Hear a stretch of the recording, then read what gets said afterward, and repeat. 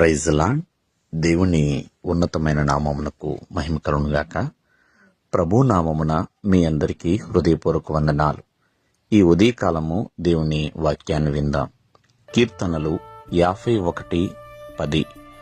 దేవా, నా యందు శుద్ధ హృదయము కలగజేయము, నా అంతరంగములో స్థిరమైన మనస్సును నూతనముగా పుట్టించుము. ప్రియమైన వాళ్ళరా, ఇక్కడ భక్తుడైన దావీదు మరి చేస్తున్న చక్కటి ప్రార్థన, ఆ ప్రభువుని వేడుకుంటున్నాడు. దేవా, నాకు శుద్ధ హృదయము కలగచేయి, స్థిరమైన మనస్సు నూతనముగా పుట్టించు నాయనా అని. ఎందుకంటే తను దోషం చేసి ఉన్నాడు, దేవునికి వ్యతిరేకముగా పాపము చేసి ఉన్నాడు. మరి ఆ అతిక్రమం నుంచి తను బయటపడాలని, ప్రియమైన వల్లరా, తనకి శుద్ధమైన హృదయము కలిగి ఉండాలని, అంటే ఒక మంచి హృదయాన్ని కలిగి ఉండాలని కోరుకుంటున్నాడు.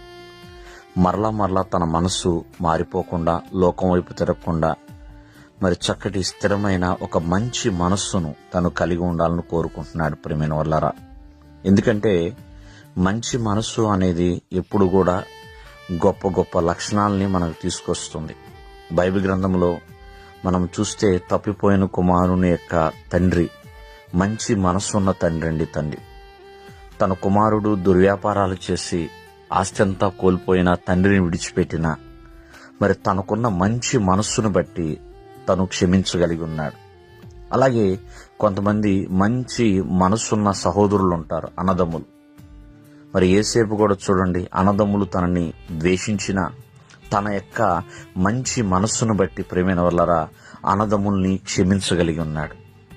అటువలే మంచి బంధువులు ఉంటారు, స్నేహితులు ఉంటారు. ప్రేమైన వల్లరా, ఆనాడు రూతు చూడండి, మరి మంచి బంధువు ఎవరైనా ఉన్నారంటే బోయాజే.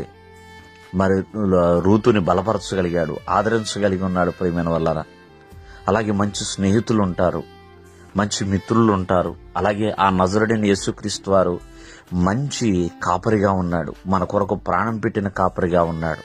కాబట్టి మంచి మనస్సుంటే మనలో ఎన్నో గుణగణాలు అనేది ఉంటూ ఉంటాయి. ప్రేమైన వల్లరా, కాబట్టి మంచి మనస్సు కావాలి, నూతనమైన మనస్సు కావాలి.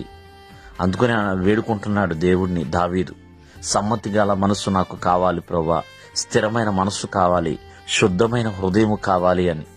కాబట్టి ఒక మంచి మనస్సు కలిగి మనం జీవించాలి. కావున ప్రతి ఒక్కరు కూడా ఆ మంచి మనస్సును దేవుడు మనకి ఇచ్చేవాడండి. ఆ నజరుడైన యేసుక్రీస్తు వారు మంచి మనస్సున్న కలిగిన దేవుడు కాబట్టి మన కొరకు భూమికి దిగి వచ్చాడు, మన కొరకు ఆయన ప్రాణం పెట్టి ఉన్నాడు. దేవుడు మిమ్మల్ని ఆశీర్వదించును గాక. ఆమేన్.